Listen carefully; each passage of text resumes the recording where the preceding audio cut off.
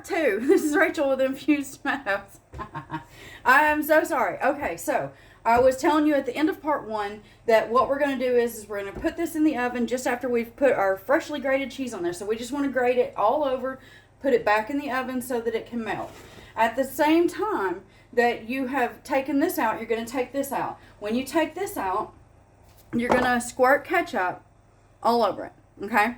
And then you're going to put them both back in the oven. Actually, I have like a whole 20 minutes. I don't plan on keeping it that long, which is why I'm still talking fast. So I'm going to get my aluminum foil on here, and this does not get aluminum foil. And then I'm going to put them both in the oven. Again, like I told you in the last video, it is 350 degrees Fahrenheit or 180 degrees Celsius. Set yourself a timer.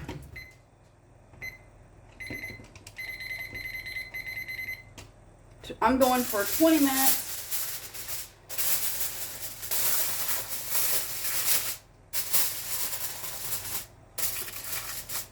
And I am sorry, it's just YouTube doesn't seem to like to upload, or no, it's not YouTube. I think it's Facebook.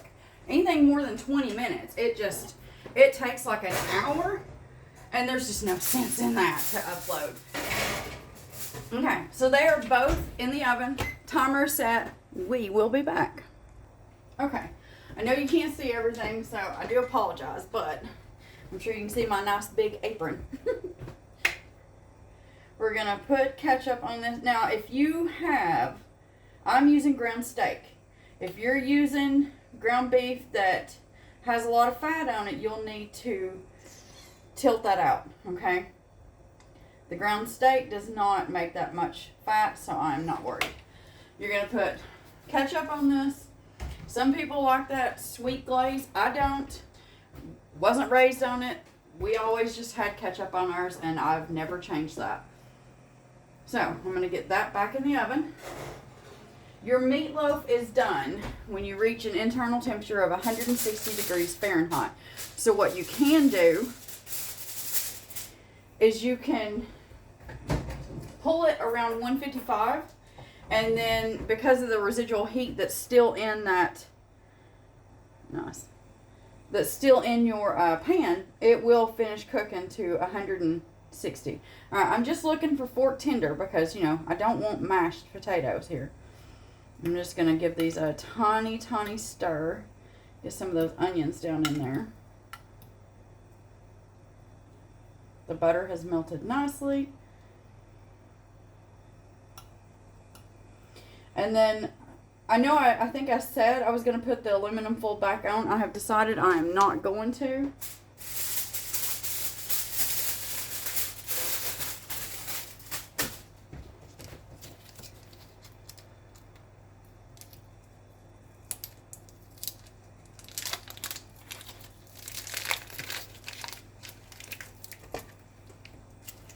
You're going to grate your cheese as much as you want. Now, if you're in the U.S., you can use Monterey Jack, Colby. Pepper Jack is really good with this. I don't buy grated unless I don't have a choice. It's just easier to buy a block, cut it, and then, you can cut like this size and then just grate it like I'm doing right now. And the reason I put the towel down is because my counters stay cold. This is a hot glass. I do not want it to break. Now, it shouldn't. It's one of the old Pyrexes. It's a good Pyrex. So, it shouldn't. But I don't like to risk it just in cases. Better safe than sorry.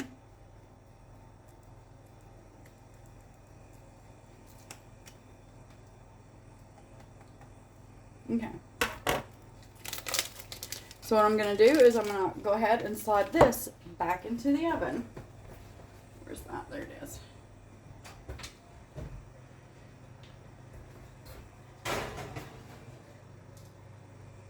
And we want to set that timer for 5 minutes. It shouldn't take but about 5 minutes, but, if your potatoes are done first and your meatloaf still needs a few minutes, that's fine. That gives your potatoes plenty of time to cool off before you want to put them on a plate and dig in.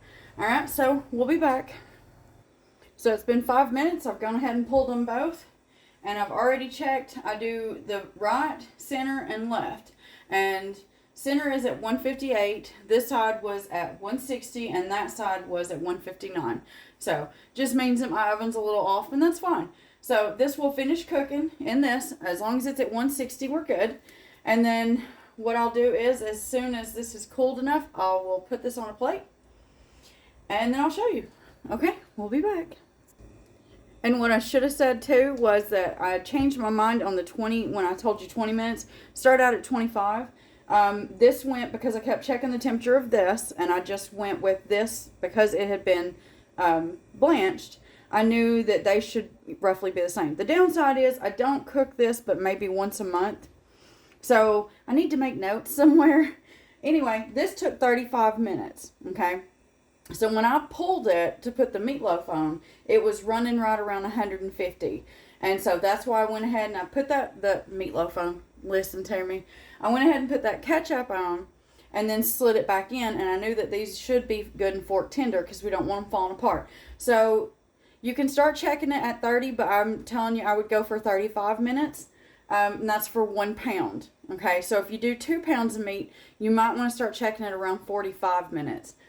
Unless you're using a much thinner pan.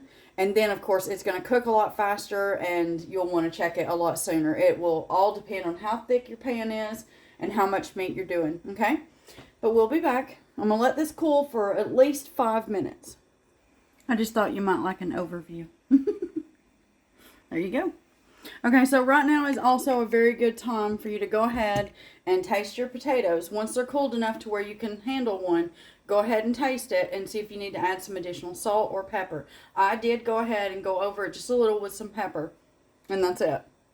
Okay, let me get my stuff and I'll be right back. Okay, so I went ahead and cut one plate. There you go. Let me see if I can, see if that helps. That's dinner. Whatever you have left over from this is good for the next day. Sometimes my husband will take it for lunch. Sometimes if he decides he wants something else, then I'll eat it for lunch. Either way, it's really good for lunch. You just put it in an airtight container, and then you can either eat it cold or you can heat it up a little bit in your oven. Put some aluminum foil on it. Obviously with an oven safe, whatever you're going to put it in, pan, glass. Anyway, my husband should be home in about 10 minutes, so I'm going to go ahead and get his dished out, and that way they'll both be cooling, and we'll have dinner. So I'm going to run into a short, very quick, just to say, hey, I've done these 2 videos. The second one is not 20 minutes, thank goodness. And maybe no one will be upset over the fact that the last one was very abruptly ended, and into this. Anywho, I hope that you give this a try. I hope you like it or love it. If not, then hey, I hope you find the person out there with the recipe that's right for you. I don't know about these. I created these probably about 12, 13 years ago. Me and my kids used to love them. I am still tinkering somewhat because normally I would make these with like pepper jack cheese with a sprinkle of Parmesan. So, if you're back home, if you're in the U.S., feel free to do just that. And yeah, hopefully, like I said, you like them or love them. And as I always say, I hope you have yourself a very wonderful day.